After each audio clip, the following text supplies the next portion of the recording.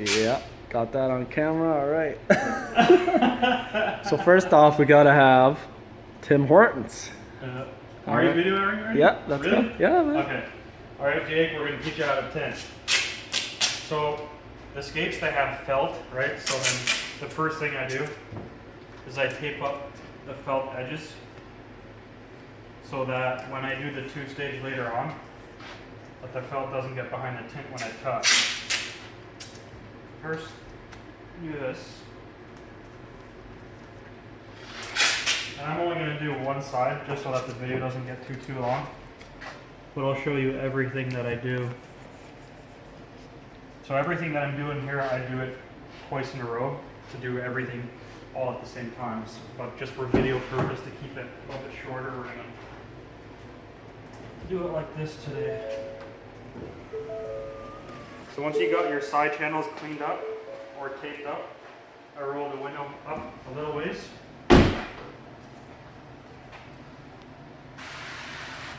And you gotta wipe down your area here.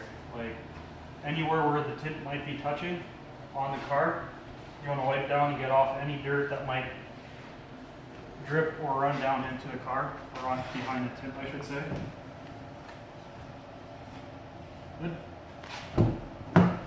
I razor blade, like now I would razor blade the glass.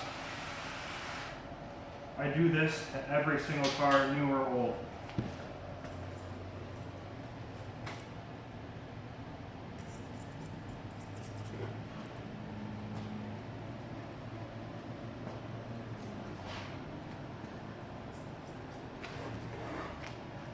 I'm not really trying to clean the glass, but like anything that might be stuck on the glass. Trying to scrape it off, and then you wipe down later.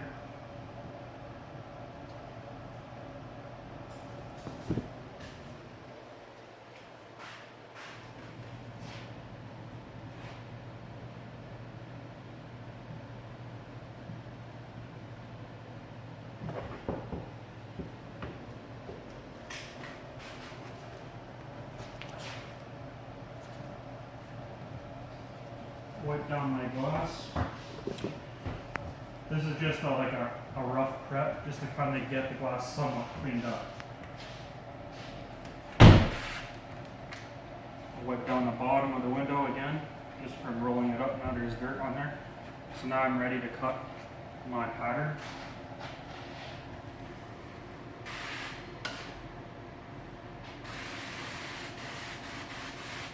Get it nice and wet.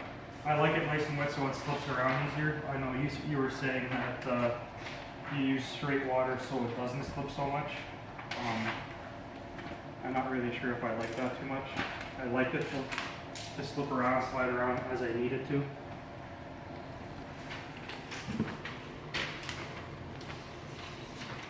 Get rid of some excess tint. So I'll cut the long side first usually, and then that side.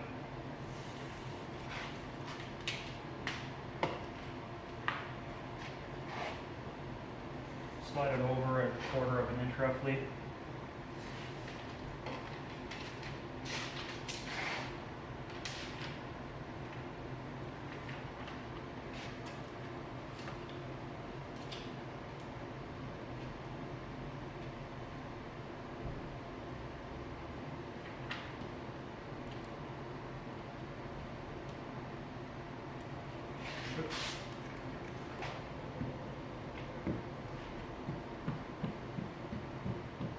Tack it down.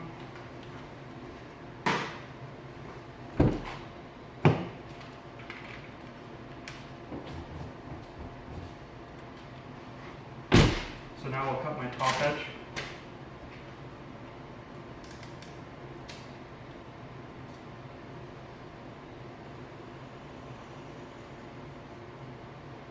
And I don't know if you have a cutting board or a cutting glass at home. I used to do it always on all the cutting on the customer's vehicle, but I know that you kind of score the glass a little bit. So I invested in these cutting glasses so that I don't have to cut on the customer's car and potentially put scratch marks in the glass.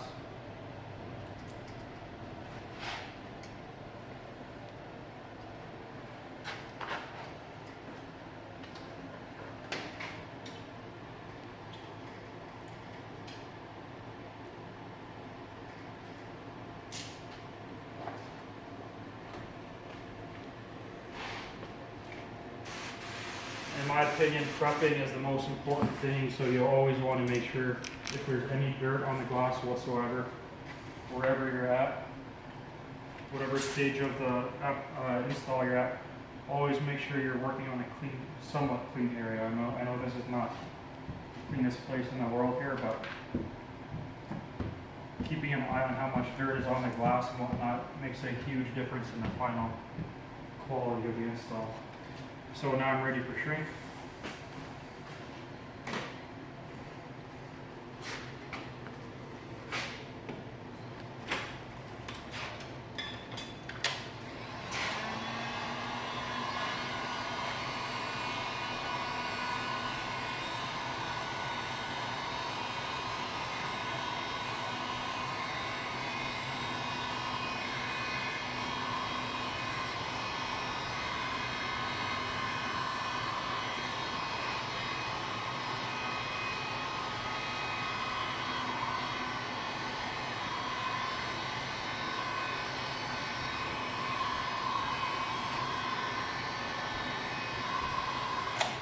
So after I shrink it, I usually like to flip it up about 2 or 2.5 inches, 3 inches roughly.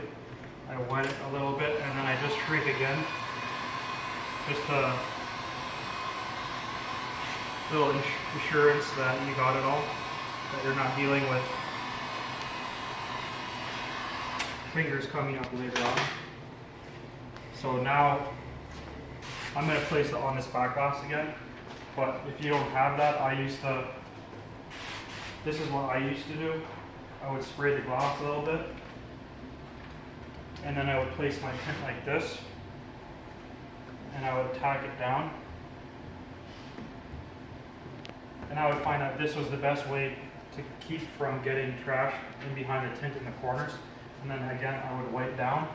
And then later on, when you peel back so that you got about 2 or 3 inches on the bottom. And then when you spray the adhesive side, when you come and spray over here, make sure you flip the tint this way so that when the water runs down, you're not picking up trash and it running down into the glass, and then it picks up and stays right where the liner was. And you'll see this line right here. That's what I found. So when you're spraying this area here, spray it like this with keeping the tint up over here so that it's not laying flat and then junk laying there or trash running onto the tint.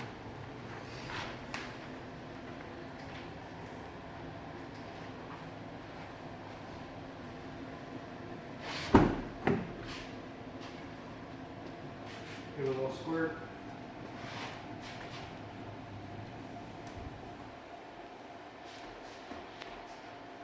Give it a good wipe down, nice and good amount of pressure so that you're going to get whatever might be on the glass. Hey, do you want to come around this side so that you can see what I'm doing on this side?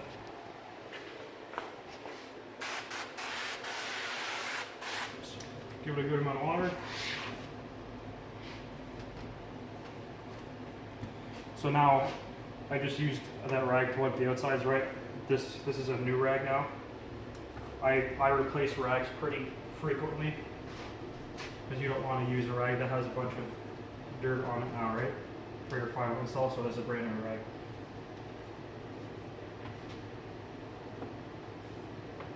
So this is a nice and soft, flimsy squeegee.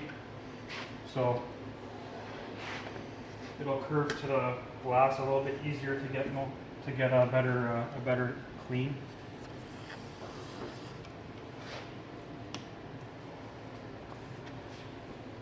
Use my triangle tool to clean up the edges and the corners.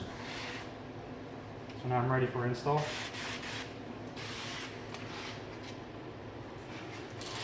Always wet the glasses or the tint as well, because now when you release this liner, it'll produce static electricity, and if there's light dust flying around in the air, it'll cling right to the tint and pick up any dust.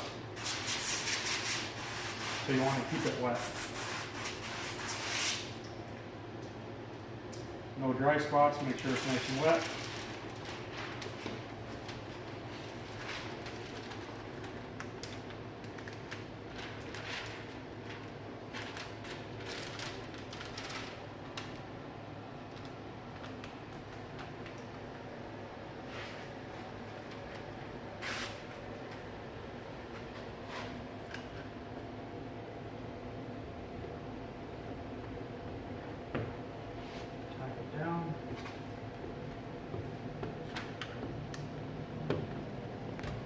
So this tacks it down pretty good, but I'm still able to slide it around a little bit if I need to, but I don't like to slide it around too much. Once you kind of stick it onto the glass, you don't want to slide the tint around too much, because what you're doing is the adhesive pulls off the actual film, and then you get these like little white. It looks like there's junk behind the tint, but there's not. That's just where the glue pulled off of the actual tint. And then you'll get like these white areas where it's not sticking to the glass, so you don't want that. So try not to. You want to get the tint placed perfectly as quickly as possible, and then not slide it around too much after. So I'll stick it on there, tack it on. Make sure you get most of the water off the first 4 inches roughly, 5 inches maybe. And then I'll wipe the top edge.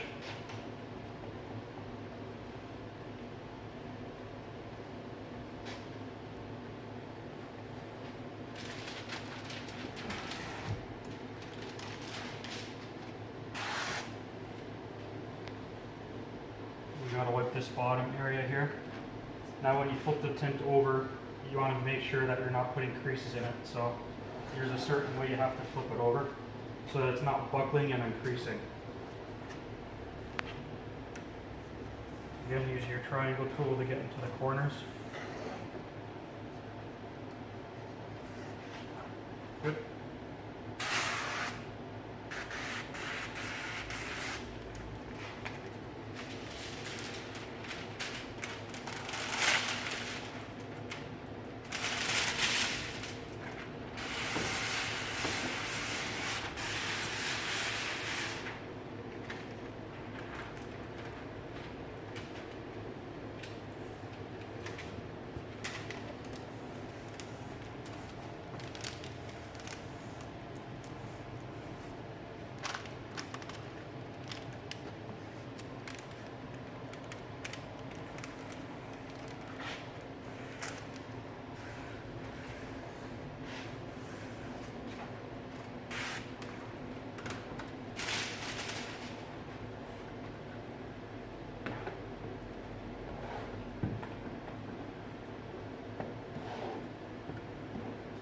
Squeegee everything to the sides.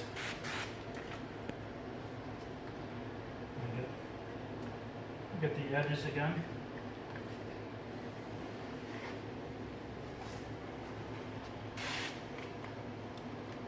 And now I use my Blue Max again. It's a little bit stiffer of a blade. Doesn't flex as easy, so you can get a little bit more water out like this.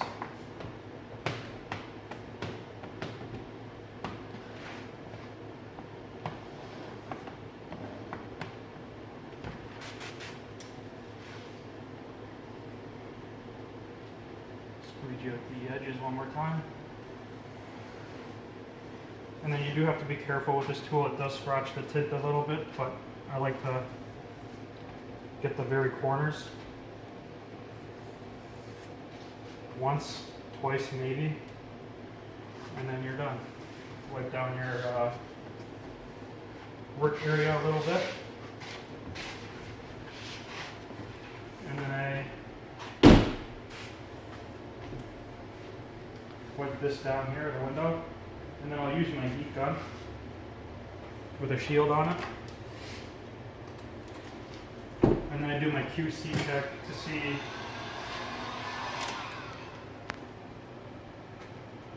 these are my go-to tools, a little chiseler and a hard card. This doesn't scratch the tint as easy as this chiseler does, but this does a better job of working on any kinks. So I'll usually go to this first. And then oftentimes, wherever you two-staged it, there will be a bit of a crease on both sides. So I just go in and make sure that there's no creases there, if there is. So this one's fine.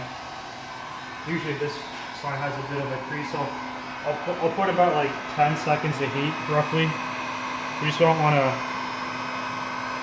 get it too hot where the rubbers start to melt.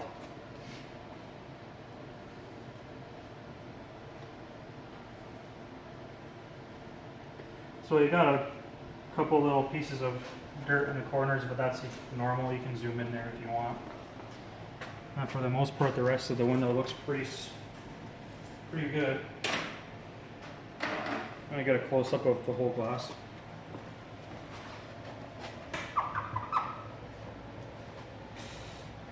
Zoom in. Back up a little bit. A little more.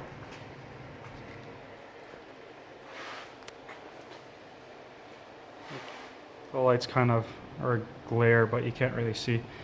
It turned out really good, actually. There's a little bit of something right there. There's a couple little pieces, but for the most part, the whole window looks pretty flawless. And then obviously you come and take off the tape, and then you're good to go. And that's how I do my installs.